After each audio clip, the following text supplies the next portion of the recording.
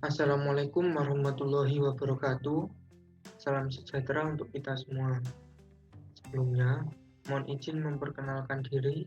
Nama Primanda Aulia Firmansyah, NIT 19080125, Prodi KPNA dari Politeknik Maritim Negeri Indonesia. Pada kesempatan kali ini, saya akan membahas materi tentang ejaan bahasa Indonesia.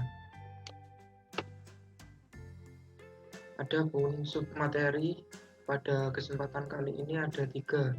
Yang pertama, pengertian ejaan, lalu macam-macam ejaan, dan yang terakhir, pemakaian dan penulisan huruf.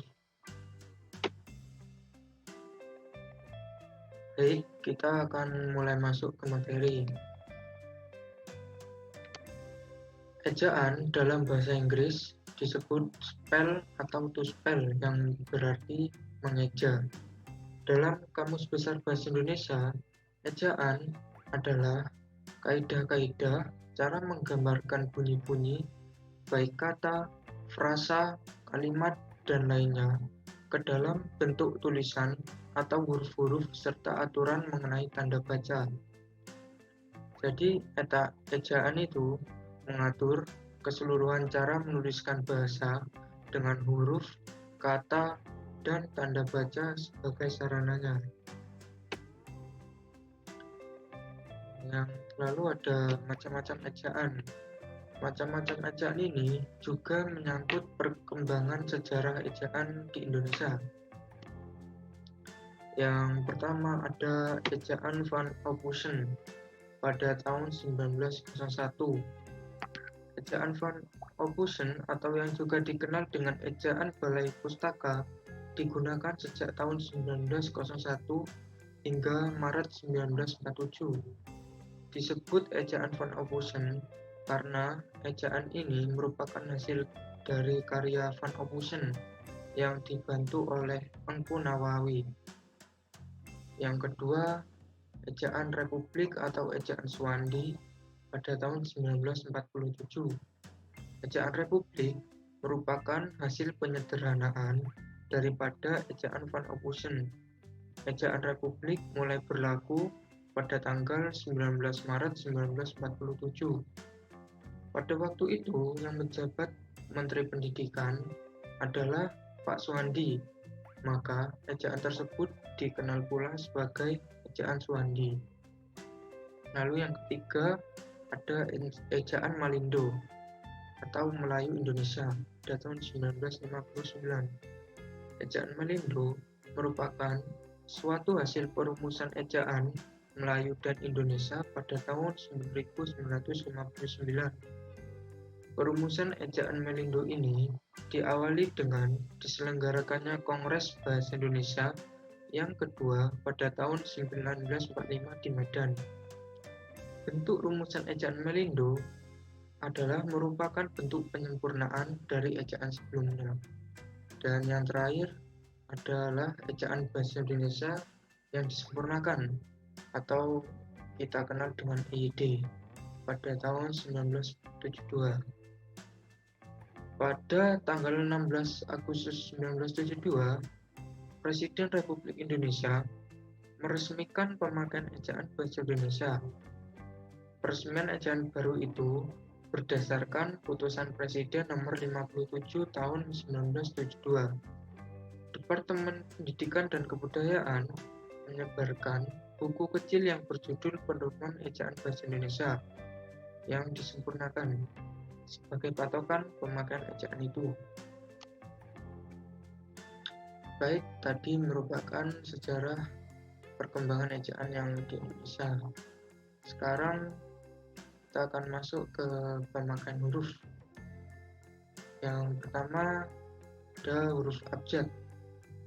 Huruf abjad dalam bahasa Indonesia terdiri dari 26 huruf, yaitu huruf A sampai Z, meliputi huruf konsonan dan huruf vokal. Huruf tersebut bisa dilihat pada tabel berikut. Dan ini cara penyebutannya. Oke. Yang kedua ada huruf vokal. Huruf vokal adalah huruf yang melambangkan vokal dalam bahasa Indonesia yang terdiri atas lima huruf, yaitu A, I, U, E, dan O. Pada tabel tersebut menjelaskan bahwa huruf vokal dapat diletakkan pada posisi awal, posisi tengah, maupun posisi akhir. Yang ketiga ada huruf konsonan. Huruf konsonan biasa dikenal dengan huruf mati, yang merupakan huruf yang dihasilkan dari bunyi hambat. Jumlah huruf konsonan sendiri ada 21 buah yang dapat dilihat pada tabel berikut. Huruf konsonan juga dapat diletakkan pada posisi awal, posisi tengah, dan posisi akhir.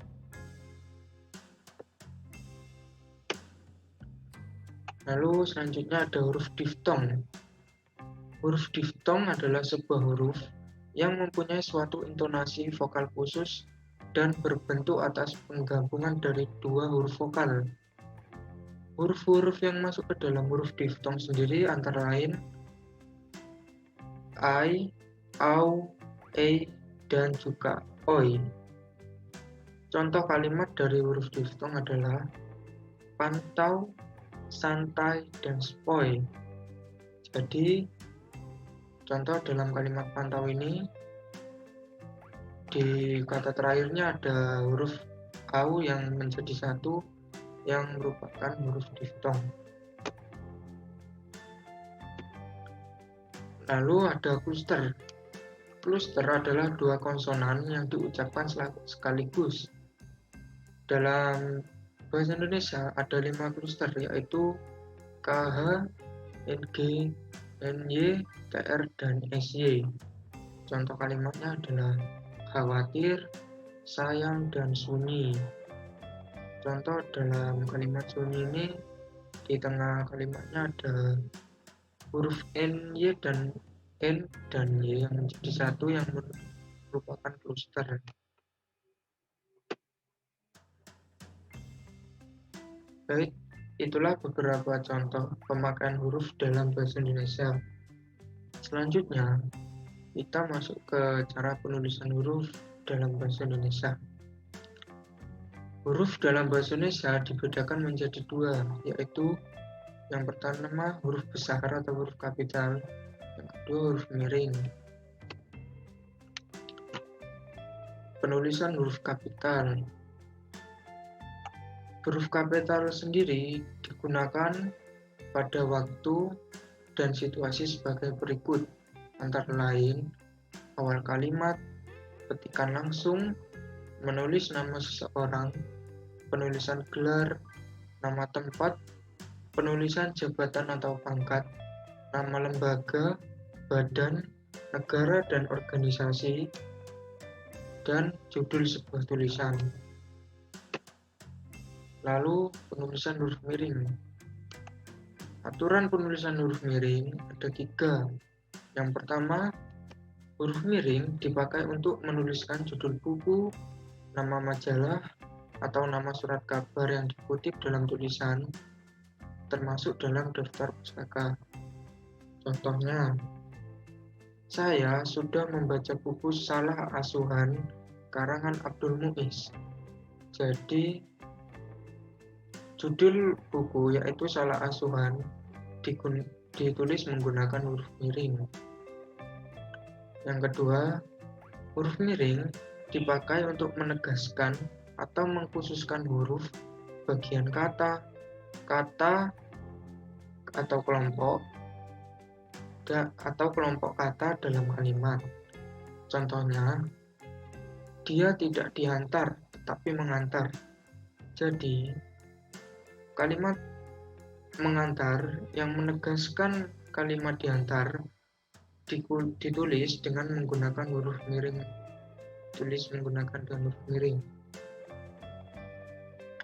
Dan yang ketiga, huruf miring dipakai untuk menuliskan kata atau ungkapan dalam bahasa daerah atau bahasa asing. Contohnya, ungkapan Bhinneka Tunggal Ika dijadikan semboyan negara Indonesia. Jadi, Kalimat Bhinneka Tunggal Ika yang merupakan ungkapan dalam bahasa daerah atau bahasa asing digunakan menggunakan huruf miring.